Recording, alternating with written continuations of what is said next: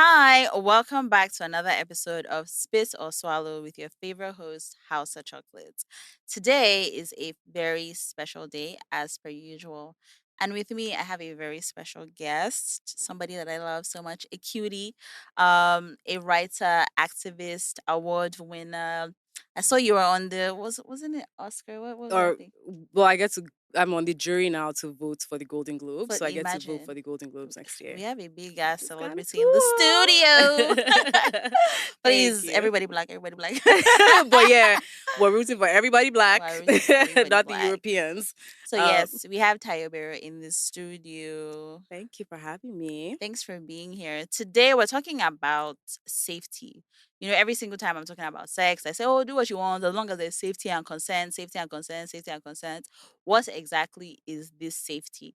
A lot of times when we hear safe sex, the first thing that probably comes to your head is condoms. Hashtag heterosexual PIV sex.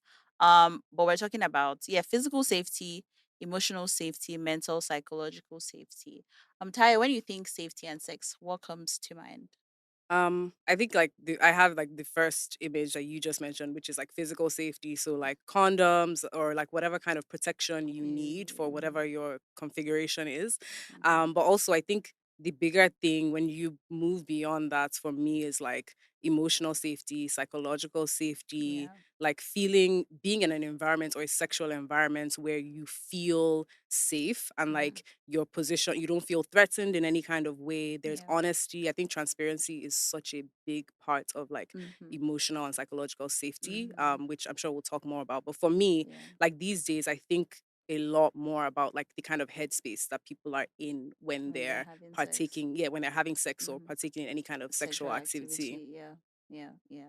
Thank you very much. That makes a lot of sense. And even when you mentioned transparency is actually part of consent. Mm-hmm. There can't be actual consent without, when we do the specific, freely giving, informed, express, all of that stuff, you actually can't have proper consenting sex if you're not being transparent with the person. You're not supposed to surprise anyone during sex. They're supposed to know Yep. exactly what kind of sex you're having, what is coming. You shouldn't do any crazy shit like stealthing, like removing condoms or making Mm-hmm. decisions without them during and before having sex. And Mm-hmm. yes, I mean, I think in today's world where we focus a lot on I'm very pro casual sex, right? But I think that sometimes people think because you're pro casual sex that it means that It's open season yeah, for it whatever. means it's open season, or it means that there's nothing like emotional sex, or it means that you can't choose to only have sex when you feel emotionally safe. Yes, Mm-hmm. you can. Some people say, you know what, I'm not built for this casual sex thing. And that's fair enough. I just feel like some people also try to over demonize. I'm like, no, sex is always a spiritual exchange or an Mm-hmm. emotional exchange. A woman must always feel, emotionally this and that invested. Now, some people just want to hook up and go, but at the same time, I think that we definitely need to respect each other and we owe it to each other's, sexual partners to provide that environment where they do feel psychologically safe, they do feel emotionally safe. I just think that, a lot of people have one night stands in today's world of hookup culture. Mm-hmm. Obviously, you can't expect it's kind of like when I was talking about, ghosting, for instance. I'm like, Mm. it's better to communicate, Yep. if you're not interested. Um but at the same time, you also can't expect too much from people who aren't really your partners. Yeah, Yeah. your partner in Yeah, any they're real not way. in any Yeah. way, like, so for instance, there are people who they may ghost you because they have mental conditions or this and that. And while it would be nice to say, hey, you know what, this is what's going on, my mental health is fucked, if I just met you, I would be less inclined to give Mm-hmm. you that kind All of that information. I information. might just Yeah. say, it's easy to just communicates my disinterest Mm-hmm. by disappearing. And so yeah, I think when I think of psychological safety, I think that you should definitely I'm a huge proponent of picking your partners, especially for Mm-hmm. women. I always say me, I choose my mates. I hate how, the world has made a lot of heterosexual women pick the best of what comes to them. Mm-hmm. But it's like you need to have that autonomy where you are in charge of your sex life and you're saying, hey, you know what, I'm going to choose to be with this person, and these are my conditions for having Mm-hmm. sex with this person. If I don't feel safe in any way, if I don't think that this person is prioritizing me, or this Mm-hmm. person, like if somebody is already violating your boundaries from the first instance, you shouldn't be going all the way, because clearly they're showing that this one does not respect consent. But Yeah. then obviously, like, it's easier said than done, because different people choose to have sex for different reasons. And Yeah. unfortunately, you still have people who are having sex to keep a relationship, or not having sex to also have that perception of, oh, she's good and she's this and she's that.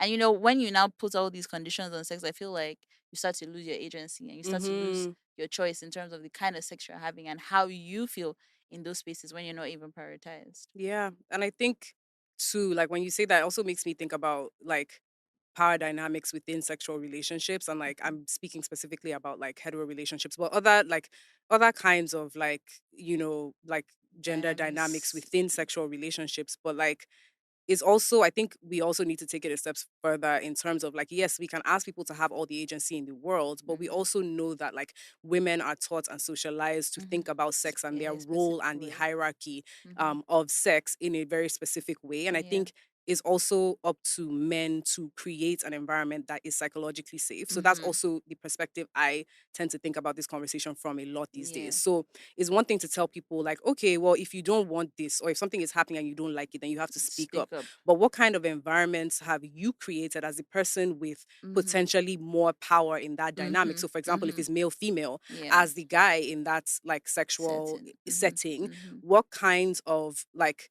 dynamics or what kind of groundwork have you laid to make the other person feel like they can speak up and Mm-hmm. say, I Mm-hmm. don't really like this, or like, Yeah. okay, I want to stop? Yeah. Right. Or like, okay, can we do something else? Or can Yeah. we take a break? Or can we like stop this right now? So I think it like is one thing to like ask people or to teach people how to have agency, but it's Yeah, and be also more like assertive. But you also have to be realistic about the times and be yeah. realistic about the culture and patriarchy. I definitely agree with that. And this is something that's very important when we talk about consent, and why a lot of consent work is focused on men. Like, yes, women, we know that, consent is for everyone. You shouldn't touch anybody that doesn't want to be touched. Hmm. But a lot of times when you think about the power dynamics of sex, you find that men have the upper hand from societal conditioning, from what is generally condoned, even from the singular acts of sexual initiation, and how a Hmm. lot of times it's men that chase sex. So it's still for so many women, it still feels like something that they give men. And I Yeah. keep saying sex should be something that you do for pleasure. Single women, it's even easier to have this conversation with them, but how do you navigate this in a marriage where someone is already married to somebody, Yeah. you already have children, you already have a certain way of thinking when it comes to sex? You find a lot of women don't even enjoy sex because their pleasure is not prioritized, Yeah. and so they just see it as duty. Okay, he has come, Yeah, or and they've I'll just. learned that their pleasure isn't even supposed to be prioritized. Like people are like, there's Mm-hmm, women in marriages, like we talk so much these days, like about the orgasm gap and all those things. mm-hmm. But I think too, like for us who are like having the conversation or having the conversation publicly, I think we also get into like our own little echo chambers where we think like Yes, that's how that's the how whole world sex thinks. is. So like Yeah. that's how like everyone is kind of thinking about sex and marriage and relationships in these ways. But like there are women today in, and I'm specifying like hetero relationships especially, who like don't even think that they're entitled to pleasure as an Mm-hmm, outcome of sex. For mm-hmm, example, like mm-hmm, the male gratification is like the ultimate goal, and then mm-hmm. obviously reproduction as a byproduct of that. But like even this Yes. idea that like I'm supposed to enjoy this is Mm-hmm. like something that is still So so foreign to foreign and like them. is a radical thought. Like, oh my Mm-hmm. God. But it shouldn't be that way. Like this is, and I think that's where the socialization again needs to start from. Like, okay, Mm-hmm. it's not just about telling women in their 40s who have been used to having sex this way for So two, three many years. decades. Yeah. Yeah, that okay, yeah, you should ask for what you want. No, like let's also talk to younger people. And this is why I love Gen Zs, because like they're going to tell you to fuck off and do what they want regardless. Mm-hmm. But like I wish like our generation, for example, was like that progressive and Yeah. radical and like was able to kind of like push for their own agency and like just basically say no, like the way that you guys have done things isn't the right way, Mm-hmm. isn't safe for us, Mm-hmm. isn't healthy for us, Mm-hmm. is destroying our mental health, and we're going Mm-hmm. to do things our way. And I think the more like this generation just gives me so much hope They do, because they do. They give me like hope, and they give me a lot of joy. And it's something. I mean, the first episode of my podcast is literally called "Pleasure is Your Birthright," mm, because when you think about, if you take it down to the core of sex education, no one actually talks about pleasure. And Mhm. even when it's okay, so with what I do now, yeah, I'm in the sexual wellness space. I have a podcast, I have sex toys. Obviously, my sex toy angle is even just enjoyment, mainly enjoyment, right? Mhm. And so, as somebody who does sex work, sometimes to make yourself palatable to Mm. offices or to Mm. NGOs or whatever. They put you under this, sexual health and reproductive health rights umbrella Mm. to make it serious. And it's like, okay, yes, I am actually, in that Yeah. space, in the sexual health and reproductive health rights. But people don't remember that at the core of that, at the core of your sexual wellness is actually your right to pleasure. Like, Mhm. because sex is not just for giving birth. I'm Yeah. not teaching people how to have good sex so they can have kids. Me, you know me, every day I shout fuck them kids. Yes, I'm going to teach you about how to process. If you don't want kids, you should not have kids. Yes, access to birth control, but also access to enjoyment. It's like Mhm. they've told you, all the studies have told you that at the end of the clitoris, the primary pleasure, the purpose they've seen it for is enjoyment, right? Mhm. It's like, this is your body, this is what it does, this is beneficial to your well-being, to your happiness, to your freedom, to all of that stuff. So it's not something raunchy, it's not something evil, it's not something bad. And we need to have more. So even with sex therapy, I know that I want to do a lot of pleasure focused and intimacy focused work, Mm. because yes, we can do the education, we can do the consents, go and be God's strongest shoulders. But me, I want my women to enjoy. Do Yeah. you understand? It's You should be able to have a good time. And in having a good time, you always have to lay the groundwork for the container with which you're having sex to be a safe space. Mhm. I wish out safety, safety, safety. And what is this safety? Even, and it's so funny because we talk about condoms. How many women can enforce condoms on their partners? Thank you. How many women can Yeah. actually enforce? Even people that are educated, even people that are, we're not even talking about people in the villages or in the remote communities and stuff. How many women, how many married women can say, yo, if this condom is not coming on, I'm not doing this, Yeah. And so it is also, it's just like you said, men have to also realize that, look, there, and this is why I'm also, sometimes I can be quite anti extreme age gaps in relationship, because Yeah. that imbalance is always going to be there. How are you going to enforce your rights as a young babe? You are maybe 19, your Yeah. guy is 35, and then he says, no, this is what we should like. So many young girls will be learning about sex, learn about their bodies from men, and it shouldn't really be the case. And those ones Yeah. are just after their pleasure. Yeah. Some of them are just using you as a container or just as a masturbating object.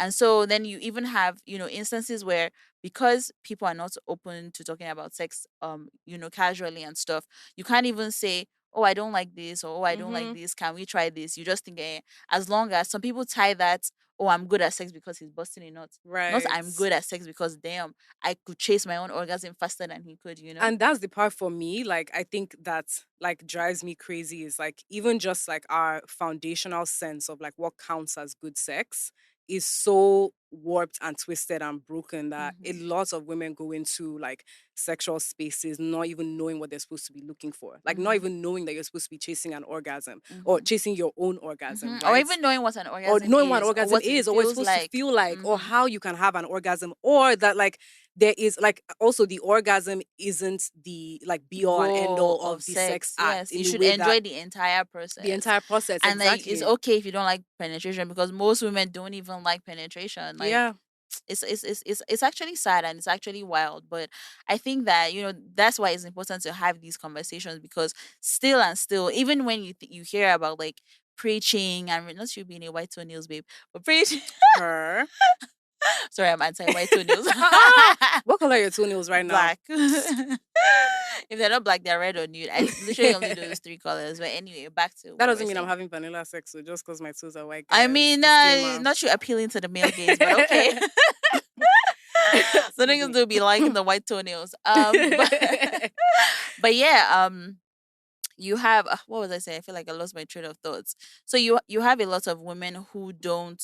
So yeah, the religious teachings, they Mm. preach that, oh yes, sex isn't something you should withhold from your husband. To keep a Mm-hmm. marriage, you must do this. Even if you cook, if your husband asks for sex, you give it to him. Even just the concept of virginity, and Right. keeping your purity, and they'll deflower you, and it's such a gift to give to your husband. I mean, you have Africa outside of religion, you still have so many African countries doing FGM, Mm-hmm. doing type 3 where they're sewing people's entire vulvas shut Mm-hmm. and then leaving tiny holes for menstruation and for urinating. It's actually crazy. And then they tell you the base of it is okay, or I don't want her to be promiscuous. What's so wrong in somebody enjoying? Do you get, like, Enjoying they literally sex, just yeah. steal pleasure from them. You cut off somebody's labia, you cut off their clitoris, you cut off Mm-hmm. their god-given access to pleasure. How do you expect them to have a good association with sex? With sex, Because well, then because they're you not now open it. supposed Then to. did you understand? Yeah, they're not supposed to. And that, I think that too, like when you talk about FGM, and it's not just like FGM in, like, what we would call third world countries, or what people society would call third world countries.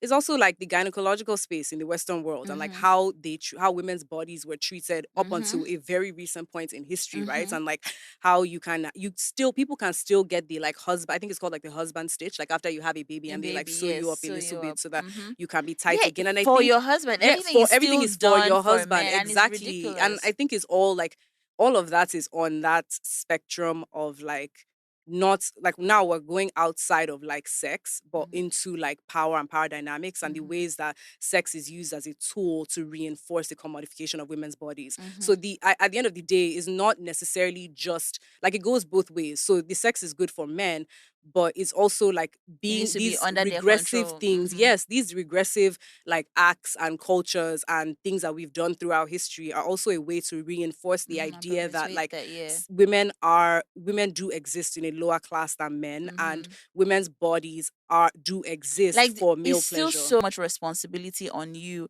as a man or as someone who has the upper hand in the relationship to make sure, this is how, when I tell men, I'm like, you can't just, yes, express consent, yes, no, but if you really care about the person you're sleeping with, their body language is something that you Mm-hmm. notice. You will Yeah. notice you will notice a freeze response. Yeah. You will notice that somebody is not moving. You can't get so wrapped up in your pleasure. Your head is Mm-hmm. like, there are niggas who you can be crying during sex, they don't even know that anything is I That's mean, disgusting. let me not even get infuriated. Did you listen to this beef Netflix? I did Did watch you listen to the oh audio yes, I did. I about did. him and the young girl Yeah, and yeah. how he saw her crying Yeah. and he And I decided think to that power was fuck such her?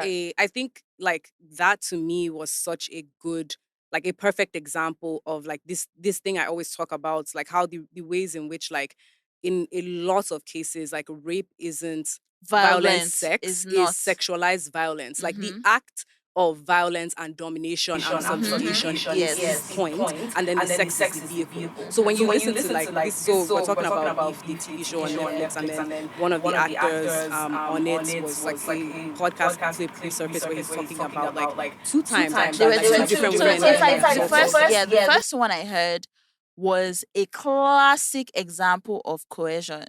The Literally, massage one? Yeah. yes. That was like, it was so chilling because I'm just like, this is exactly what men do. Yeah. Where you're like, okay, you're grabbing her hand, and she's like, Mm-hmm. I don't think I want to do that. But then you start moving Yeah. her hand. Then I even thought that was it. He said he grabbed her Her head head. to Yeah. start sucking his dick, and it's like, that's what men actually fucking do. Yeah. And to them, and then you bust a nut and you move around, and then to them, I'm not a rapist now. She did it now. She did it. She didn't Yeah. fight back. She didn't do it. It's like, you don't give a fuck about the person. You just want to do what she What you want wants to you do. to do. But also, like, so you don't give a fuck about the person. You just want to do what you want to do. But also, You this want is to somebody assert your who you want to dominance. assert your dominance. This is somebody who could have gotten that for free. Like, you have women in your life, you have other people in your life from where you could have gotten that gratification.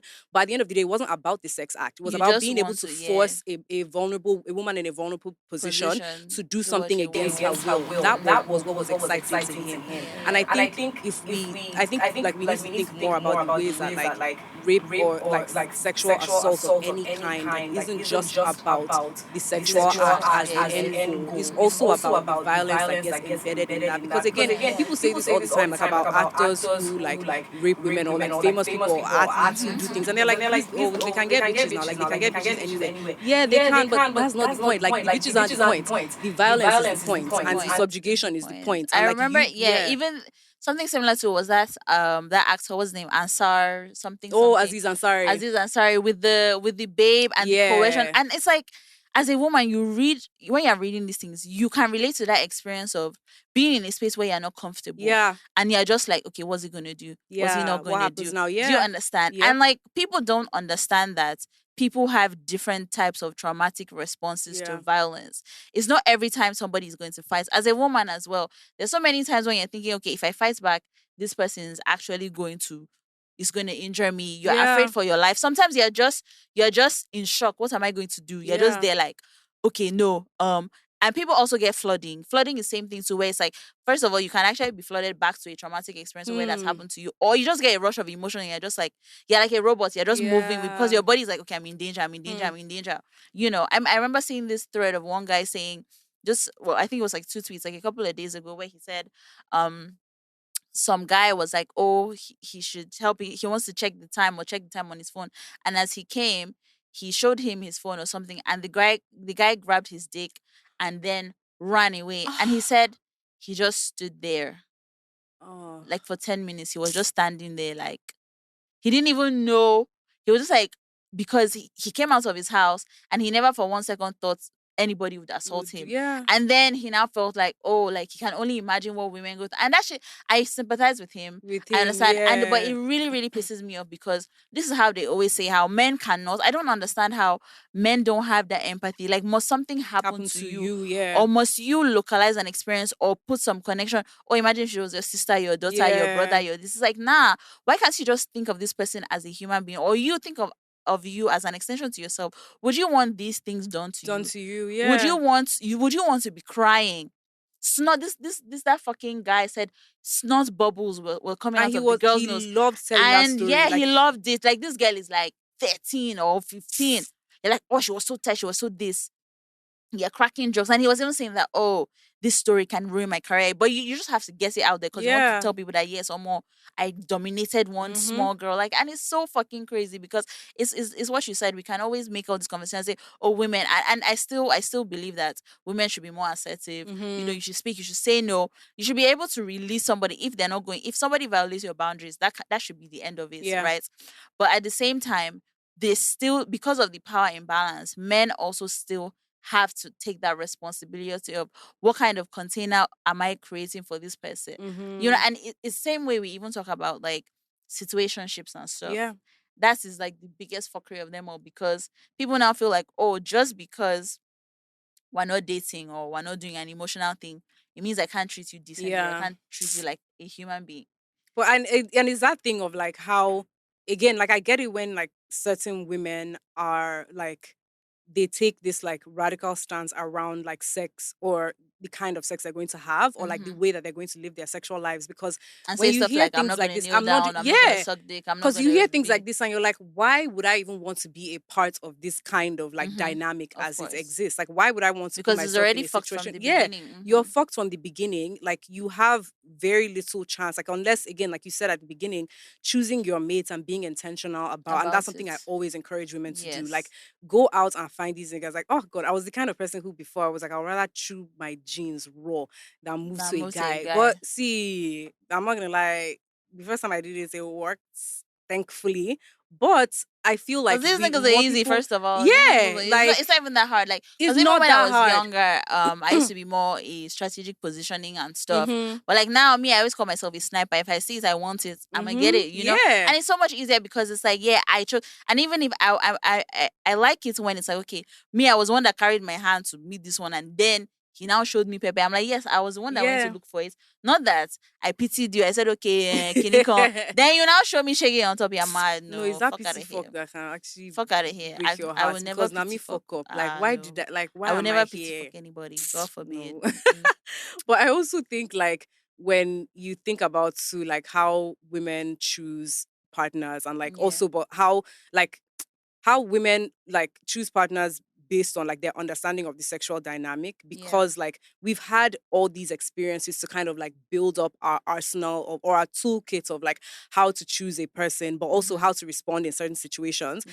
The guy that you were talking about in that example who got assaulted, and like it only occurred to him then that, oh, this is probably like, maybe this is what women go through, like, Mm-hmm. it's fucked up, and I hate hearing that. But at the But same time, it's it's understandable understandable when you think about, or I because would they say do it's understandable, not but understandable, but I you get it guess it. when you Yeah. think about the empathy gap, because men just They are don't not experience it. wired to, Yes, yes, they like they're just not don't wired to experience like it. care about other people's experiences in those ways, Mm-hmm. because they're just half the time they're just never going to, right? Mm-hmm. Like, and that's that scenario, like male sexual assault is very real, and like Mm-hmm. it's is awful. Of But course. also, like, when you think about how proliferate female sexual assault is comparatively, like, is a much bigger problem. Yes. But at the end of the day, there are much fewer men who have those types of experiences, A, Mm-hmm. and then who feel safe talking about those Mm-hmm. experiences, B. Mm-hmm. So the like the critical mass of people who are having the conversation about how men gets assaulted and like how much it sucks and like how we need to talk about sexual safety for men too is just so small that at the It end of the day, it's me is. and you. See, because why are Exactly. we in it? Yeah, do Because you now we're get doing just a do you podcast. Like, understand? really, we should be talking about We're talking about ourselves, but women, now but why are we yeah, in it? and that's the thing. That's the thing. So sometimes, and me, I will always say that I'm generally more biased towards women because one, obviously, I'm a woman, and women get the short end of the stick sexually Yeah, in every way, in pleasure, always. in assault, trauma, safety, all of that.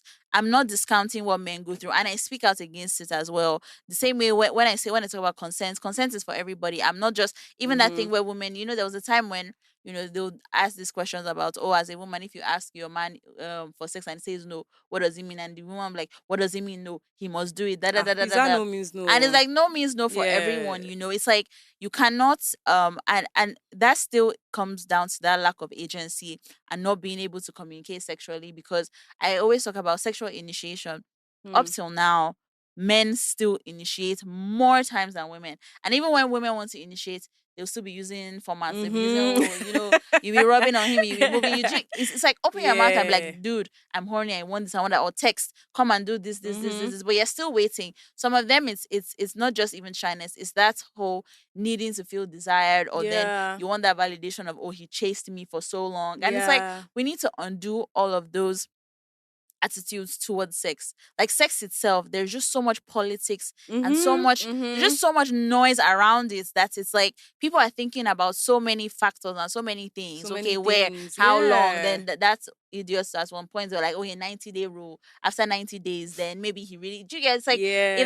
if you make a nigga work for 10 years, that nigga will make sure that on the tenth year, once he's done like this, that Mm-hmm. 10 seconds later, like, yeah, sure, I've chopped I've it now. chopped Yeah, it now. what's the Yeah. remaining? Do you Yep. understand? So we don't need to play all these games if people can be more direct, but it's not easy because, people learn from different ways. Yeah. A lot of things is just stuff that has been passed down from media, passed down from stories, And also learned from our like real lived life experiences, interactions. because when Yeah. you're saying that too, like, because I imagine myself like now, the person I am now, like if I wanted like a booty call or whatever, or if my boyfriend was like at home and I'm like, see, come over here right now, eat me out, like Mm-hmm. that's not something that would be whatever scary for me to do. Yes. But there's There was a time there when was you a time in my life couldn't. where that wouldn't have felt good, Yeah. because just even like the men that you surround yourself with, like 9 times out of 10, I thank God, like my brother is a decent human being, like my boyfriend is like a decent human being. But like there was a time when I was hanging around with a lot of guys who were really shitty, and I'm like, if this is how you guys talk about women and how you guys talk about sex, Mm-hmm. there's no fucking way I'm texting this guy who I think is cute, so come over and eat me out. Why? So that he Mm-hmm. can come and tell you guys, and you Yeah, guys be then talking about me, screenshots. then Exactly. So screenshots and even send it. even Yeah. when I was younger, so these are the things that kept me away from sex for a long time because, or let me say penetrative sexual, Mm-hmm. because I remember I still have a lot of male friends, but yeah, we talk about how our parents used to be like, don't have sex because men will not, they'll think you're loose, you're cheap Mm-hmm. and stuff. It didn't come from nowhere Yeah. because some of them actually experience slut shaming. Some of them actually experience some form of ostracization because they believe, oh, this one is a loose girl. She comes Yeah. from a loose home, or she lives on her own. Why is she traveling up and down? It's like every single time they always want to attach men to women to make us whole in some ways. Like, Yeah. okay, yeah, now you're respectable because you have a husband or you have a ring, all of that stuff. And having a lot of male friends, it's like, you guys will be in a place, you're sitting down, you're just saying. I remember this was as young as like 16, 15. I'm with my friends. One girl comes to this guy, says hi. Oh, she's like, oh, hi, blah, blah, blah. Then she leaves. Next thing, like, this babe, when I they fuck I'm like this, she they moan like this. Da, da, da. That's how in front of like four other guys, I was the only Oh babe my there. And I just gosh. shook my head. I remember the guy, his name was Mo back then. I was just like, like, so those kind of things were just, I was like, see, the way you people are, like, nah, me, it's gonna be Yeah. my boyfriend, we're gonna be in love, da da da. Mm-hmm. Cause I'm not trying to be part of all these kind of stupid Yeah. You make conversations and casual stuff. sex Do you understand? seem, yeah, and it also, like, I think that's also part of what like reinforces the like I guess, moral hierarchy that we put between casual sex and relationship sex. Mm-hmm. Because to you, in your mind, if I'm dating someone and I'm in a relationship with him, this is a space that is safe. I don't expect Mm-hmm. him to go Do. and be talking Mm-hmm. crazy about me or the sex we're Mm-hmm. having with his friends. Which is And still funny. conversely, the society is also telling women, like, okay, you don't want to be that girl that gets talked about. So make sure that you have a That boyfriend, or make sure that the umbrella, person that you're yeah. doing all these nasty things with is Mm-hmm. your man, and you're Mm-hmm. keeping it for only your boyfriend. Mm-hmm. And it's like all those things also put this like very unhealthy idea, especially for younger girls, Mm-hmm. about